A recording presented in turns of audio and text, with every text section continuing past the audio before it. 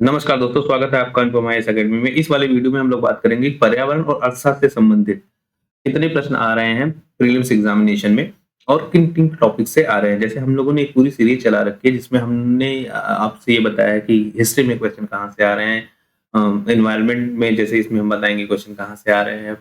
इसी तरह आगे हम आपको बताएँगे पॉलिटिक्स में क्वेश्चन कहाँ से आ रहे हैं। इससे पहले हम आपको बता चुके हैं ऑलरेडी कि हिस्ट्री में, मॉडर्न हिस्ट्री में, करंट अफेयर में, यूपी स्पेशल में इन सबसे प्रश्न आ क्यों कहाँ से रहे हैं। इस टॉपिक को मैंने दोनों को एक साथ क्यों रखा है, क्योंकि देखिए आप इस अप्रोच के साथ ही पढ़िए कि पर्यावरण और अर्थशास्त्र को एक साथ पढ़िए। क्यों? इसका रीजन मैं आपको बता रहा हूँ। बहुत ध्यान से देखिएगा, इसका बहुत साइंटिफिक रीजन है। अब जितने भी सवाल आपको मेंस में आ रहे हैं, स्पेशली जब आपके सवाल पूछ रहे हैं मेंस में, तो वो सस्टेनेबल डेवलपमेंट गोल कहीं न कहीं ले आ रहे हैं। ठीक है? मतलब उनको चाहिए धारणीय विकास। क्या चाहिए? धारणीय विकास।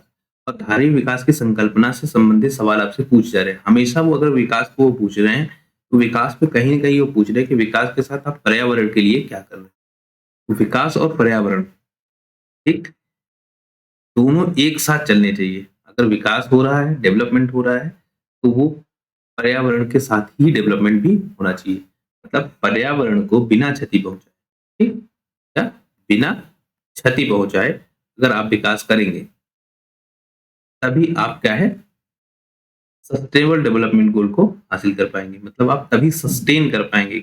बहुत सामान्य भाषा में कहेंगे, तभी आप क्या करेंगे, तभी आप सस्टेन कर पाएँगे।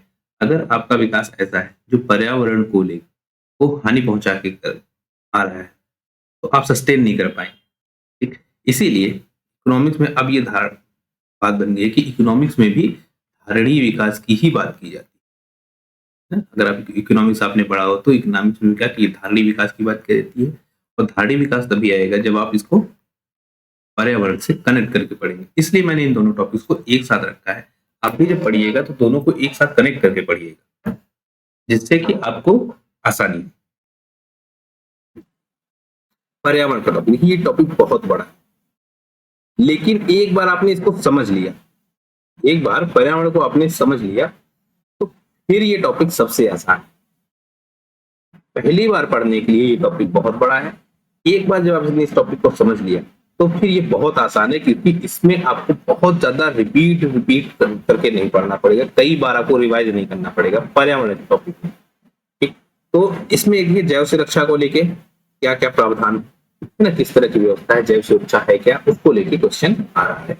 अगला टॉपिक अगर आप देखिए तो आहार तंत्र को लेके सवाल आ रहा है कि आहार तंत्र कैसे है, अपवर्ड और डाउनवर्ड जो है, दोनों से लेके सवाल पूछ रहे हैं। तीसरा आप देखिए बायोस्फीयर रिजर्व्स कौन से, अभी तो सारे नहीं पढ़ने हैं, समझे। तो इस एक तो जो है कि जो चर्चा में है, या जो सबसे बड़ा है, या सबसे छोटा है, ठीक, वो सारे बायोस्फीयर आपको रिजर्व ध्यान में रखना है, फोकस में होगी। अगला टॉपिक अगर हम देख लेते हैं तो मरुस्थल। मरुस्थल वाले केस में आप ध्यान रखिएगा कि आपको इसमें भारत का भी मरुस्थल देखना होगा, प्लस विश्व का भी मरुस्थल देखना होगा। भारत और विश्व दोनों के मरुस्थल आपको ध्यान में रखने होंगे एनवायरमेंट वाले टॉपिक के अंदर। ग्रीन हाउस गैस इफेक्ट है ना, ग्रीन हाउस गैस का इफेक्ट क्या है, ग्रीन हाउस गैस किसको कहते हैं, इसमें कौन कौन सी गैसें आती हैं, कौन सी गैस ग्रीन हाउस गैस नहीं है ना, क्या प्रोविजंस किए गए हैं ग्रीन हाउस गैस को लेके, उन सब को आपको ध्यान में रखना होगा। अगला सवाल आ जाए इकोसिस्टम को लेके सवाल पूछा जा रहा है। इकोसिस्टम क्या है, ये कैसे बनता है, कैसे इसमें डिस्टरबेंस आती है, कैसे इसको इंप्रूव किया जा सकता है, इस चीज को लेके सवाल आपसे बार बार आ रहे हैं। प्रदूषण को लेके सवाल आते हैं, यूपीपीएससी में आसान से सवाल आते हैं प्रदूषण को लेके, है ना, कि और दूसरे आसान से सवाल आते हैं कि ये प्रदूषण क्यों फैल रहा है, किसकी वजह से फैल होगा, इस प्रदूषण के फैलने में क्या ये रीजन हो सकते हैं कि नहीं हो सकते हैं, ठीक है। और इसमें से आपसे ध्वनि प्रदूषण को लेके आ रहा है, आपसे वायु प्रदूषण को लेके सवाल आ रहा है। तो प्रदूषण वाला जो टॉपिक है और प्लस प्रदूषण के टॉपिक से रिलेटेड जो है, जो आपके प्रोविजंस है ना, जो आपको प्रोविजंस है, उनको लेके सवाल आ रहा है बार बार। एसिडिक वर्षा है ना, एसिड वर्षा से भी सवाल आपसे पूछे जा रहा है, ये भी एक इंपॉर्टेंट टॉपिक बन जाता है। प्रकाश संश्लेषण की क्रिया कैसे हो रही है, इसके पूरा एक तो प्रोसेस है ना, पूरे प्रोसेस से लेके आपको सवाल पूछ रहे हैं प्रकाश संश्लेषण वाली की क्रिया को लेकर। अगली बात है कि ग्लोबल वार्मिंग को लेके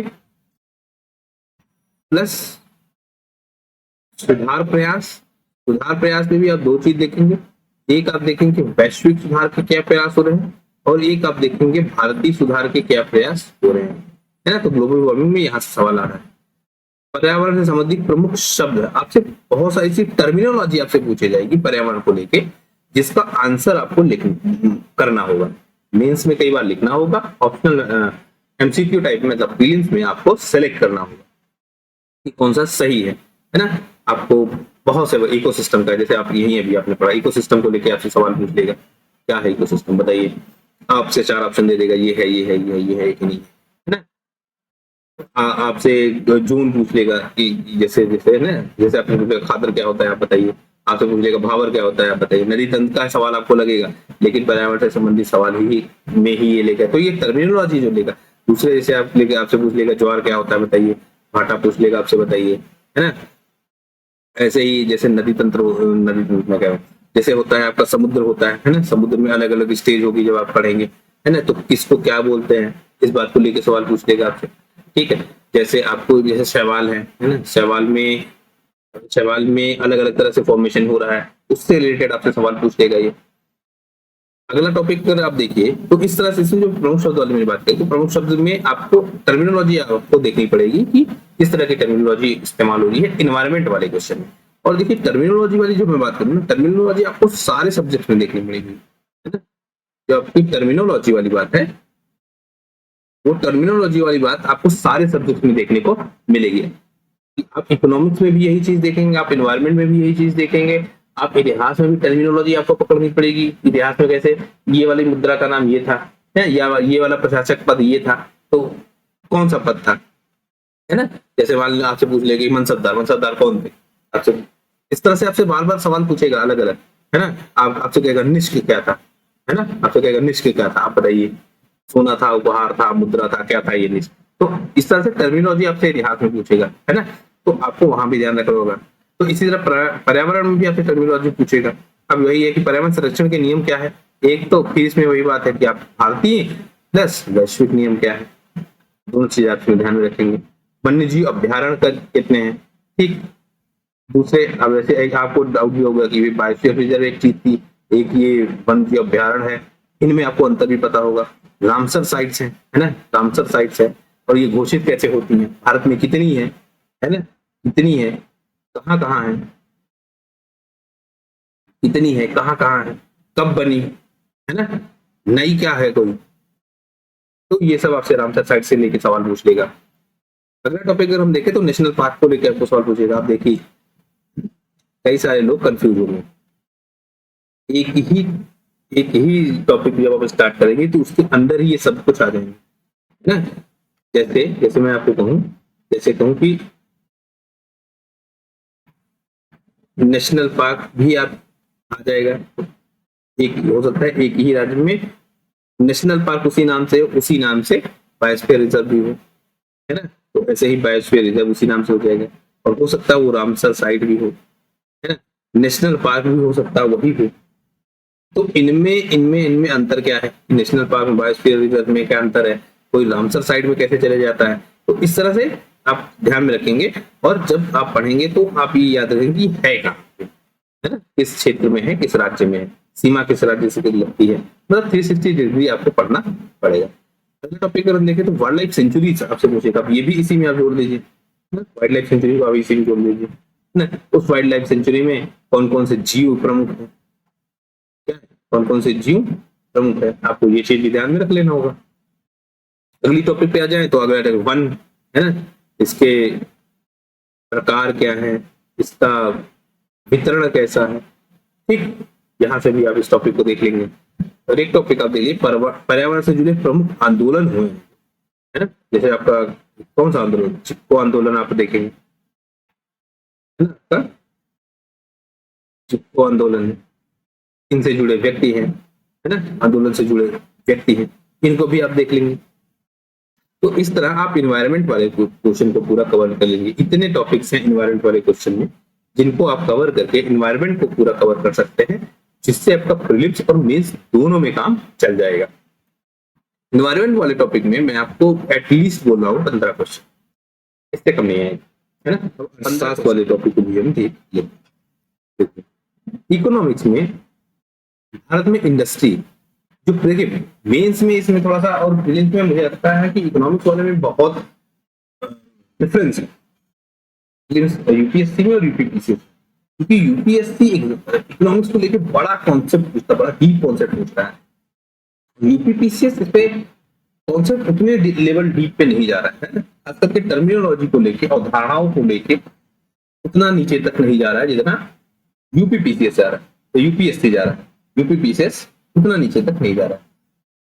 तो अभी हम ये देख रहे हैं कि प्रीलिम्स के लिए हमको कितना पढ़ना पड़ेगा। ये समस्या तो मेंस के साथ ज्यादा आएगी, प्रीलिम्स के साथ हमको समस्या उतनी नहीं मिलेगी। तो प्रीलिम्स में हमको एक तो देखना होगा भारत में इंडस्ट्री कौन कौन सी है, उनकी स्थिति क्या है ना, और उनमें समस्या क्या है। एक चीज यहाँ तक आप समझ लें कि इंडस्ट्री को लेके सवाल पूछ रहा है, कौन सी इंडस्ट्री किस क्षेत्र में ज्यादा है ना, उस चीज को भी सवाल लेके आपसे पूछा जाएगा। तो ये होगा प्रीलिम्स में एक चीज। और अर्थव्यवस्था के जो प्रमुख शब्द है, जीडीपी क्या है, जीएनपी क्या है, दरअसल यूपीपीसीएस में यही से सवाल ज्यादा आ जाते हैं। प्रमुख शब्दों से लेके उसकी परिभाषा आपसे पूछेगा कि ये जीडीपी है, अब ये बताओ इसमें क्या क्या इंक्लूड होगा, ये जीएनपी है, इसमें बताओ ये वाला इंक्लूड होगा कि नहीं होगा। इस तरह के सवाल आपसे पूछ लेगा। जीडीपी, जीएनपी, एनएनपी, तो इस तरह से बहुत सारे टर्मिनोलॉजी होंगे जिनसे लेके आपसे सवाल पूछ लेगा, है ना। अब इसी प्रमुख शब्दों में जैसे ले ले आपसे लेके जैसे पूछ लेगा डिजिटल करेंसी, है ना, आपसे पूछ लेगा डिजिटल, वो भी टर्मिनोलॉजी एक तरीके से। आपसे ई कॉमर्स पूछ लेगा, ई कॉमर्स के लिए कुछ टॉपिक्स आपसे पूछ लेगा, टर्मिनोलॉजी के अंदर पूछ लेगा आपसे ये सवाल ना। तो इस तरह से इसके भी सवाल पूछा जाएगा। फेमा और फेरा को लेके सवाल पूछे रहेंगे। ये टॉपिक मैंने इसलिए लिखा अलग से कि मैंने देखा कि फेमा और फेरा को लेके जब मैंने 10 साल का एनालिसिस किया क्वेश्चन पेपर को लेके, तो मैंने कम से कम 3 से 4 बार रिपीटेशन पाया इसके क्वेश्चन का, कि यहाँ से क्वेश्चन एक तो इस टॉपिक को डायरेक्ट इस टॉपिक से क्वेश्चन आ रहे हैं, दूसरा इस टॉपिक के अलावा इसके इर्द गिर्द के थोड़े बहुत टॉपिक से क्वेश्चन आ रहे हैं, है ना। जैसे ये क्या है, फंड, आप एक तरह से समझिए बहुत बिल्कुल एकदम लेमन की बात है, जिसको बिल्कुल नहीं पता है, तो आप सिर्फ इतना समझ लीजिए कि भैया ये एक तरीके से जो है जो इन्वेस्टमेंट है बिल्कुल लेमन के, कोई एडवांस होगा वो ये नहीं कहेगा सर ये इसको पता है ना। जो इन्वेस्टमेंट को लेके भारत में जो पॉलिसीज है, खास करके फॉरेन इन्वेस्टमेंट को लेके, एक तरीके से समझिए उसके लिए ये जैसी काम। तो इससे इसके आसपास के क्वेश्चन खूब सारे, 3-4 खूब सारे के मतलब 3-4 क्वेश्चन आपके 10 साल में 3 क्वेश्चन, एक 2 क्वेश्चन टॉपिक पकड़ के तभी से एग्जाम निकाला जाता है। भारत के आप निर्यात देख लेंगे, है ना। एक तो किसको कर रहे हैं, दूसरा क्या कर रहे हैं, और जो हो रहा है उसके राज्य कौन सा। मतलब हम भारत में से जो निर्यात कर रहे हैं, हम किसको ज्यादा निर्यात कर रहे हैं, हम क्या क्या चीजें निर्यात ज्यादा कर रहे हैं, हम किस राज्य में उसका उत्पादन अधिक है ना, इस राज्य में उसका उत्पादन अधिक है जिसकी वजह से हम इसको निर्यात कर पा रहे हैं। ये टॉपिक हमको ध्यान में रख के हम जब पढ़ेंगे तो इससे भी हमारे क्वेश्चन आ रहे हैं अर्थशास्त्र वाले, है ना। जैसे गेहूं के उत्पादन में कौन प्रमुख, चावल के उत्पादन में कौन प्रमुख राज्य है भारत, टॉप के 4 बता दो, नीचे बॉटम के 4 बता दो, अप्रक कहाँ जाता हो रहा है ना। लोहा उत्पादन में कौन सा राज्य है, तो इस तरह से काजू उत्पादन कहाँ जाता हो रहा है। तो ये निर्यात को लेकर सवाल है, हम अगर बाहर बेच रहे हैं तो उससे रिलेटेड क्वेश्चन आ रहे हैं। एक बजट को लेके क्वेश्चन आते हैं, अर्थशास्त्र में बजट को लेके क्वेश्चन आते हैं। यूपी वाले जब मैंने यूपी स्पेशल आपको शायद कराया था, उसमें मैंने बजट नहीं लिखा था, उसके बाद में मैंने ऐड किया था बजट को। उसका रीजन यही है कि बजट मैंने यहाँ से अलग से दे रखा था अर्थशास्त्र में, और इसमें आप एक तो देखेंगे, एक तो आप देखेंगे यूनियन बजट, है ना, union budget plus state budget, इन दोनों बजट को आपको देखना पड़ेगा। अगला टॉपिक आपका आता है रिजर्व बैंक को लेके ये क्वेश्चन पूछ रहे हैं, और रिजर्व बैंक के क्वेश्चन के साथ इनकी जो मॉनेटरी पॉलिसी है ना, मॉनेटरी पॉलिसी है, उसको लेके पूछते हैं, मतलब रिजर्व बैंक की क्या रणनीति है अर्थव्यवस्था को टैकल करने के लिए, वहां से आपको सवाल पूछेगा। अगला टॉपिक आप देखेंगे तो रिजर्व बैंक की बहुत सारी कमेटियां हैं, उनसे लेके भी सवाल ये पूछता है कि किस कमेटी में कौन था और उसका क्या सुझाव था तब तक। अगला टॉपिक है भारत में तेल रिफाइनरी कहाँ कहाँ, उसको लेके साथ में सवाल पूछे जा रहे हैं। टैक्स सुधार को लेके जो कमेटियां बनी अपने, टैक्स सुधार को लेके है ना, जैसे जब आपको जीएसटी आया तो जीएसटी किसी कमेटी के सुझाव पे ही आया था। इससे पहले आपका वैट का सिस्टम था, वो भी किसी के सुझाव पे रहा होगा, है ना। तो ये सुझाव किस कमेटी ने दिया, ये सुझाव किस कमेटी ने दिया। इसी तरह टैक्स सुधार को लेके मान लीजिए जीएसटी के ऊपर भी क्या पूछा है, क्या है ना, क्या जीएसटी की समस्याओं के समाधान के लिए भी कोई कमेटी बनी है, वैट की समस्याओं के समाधान के लिए कोई कमेटी बनी थी क्या। तो इस तरह टैक्स सुधार को लेकर भारत में जब जब कमेटियां बनी है, तो उस चीज को भी आपको एक बार टैकल करना होगा कि किस तरह की कमेटियां बनी है, उनके क्या रिकमेंडेशन रहे हैं और भारत सरकार ने इसको कितना इम्प्लीमेंटेशन हुआ है ना, वहां भी आपको ध्यान पे रखना होगा।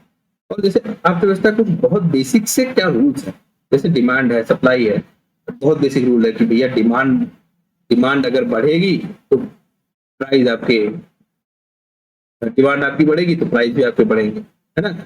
सप्लाई आपकी बढ़ जाएगी, अगर सप्लाई अगर बढ़ जाएगी और डिमांड आपकी इक्वल है तो क्या हो जाएगा, प्राइस आपकी घट जाएगी, है ना। इस तरह के कॉन्सेप्ट आपसे पूछे जाएंगे। तो जो अर्थशास्त्र के सामान्य नियम है, जैसे एफडीआई बढ़ेगी तो क्या होगा, है ना, एफआई बढ़ेगा तो क्या होगा, है। तो इस तरह से एफपीआई बढ़ेगा तो क्या होगा, एफडीआई बढ़ेगा तो क्या होगा, एफपीआई बढ़ेगा तो क्या होगा।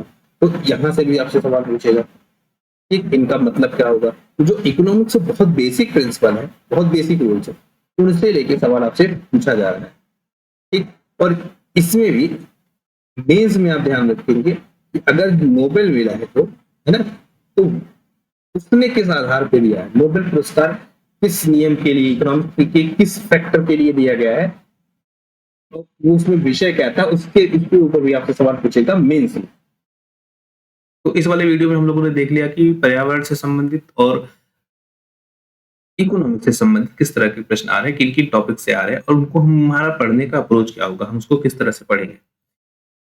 तो अगर हम इस अप्रोच के साथ पढ़ते हैं तो हम बहुत आसानी से तो टॉपिक हम कम समय में क्लियर कर पाएंगे, कम समय में टॉपिक्स को कंप्लीट कर लेंगे।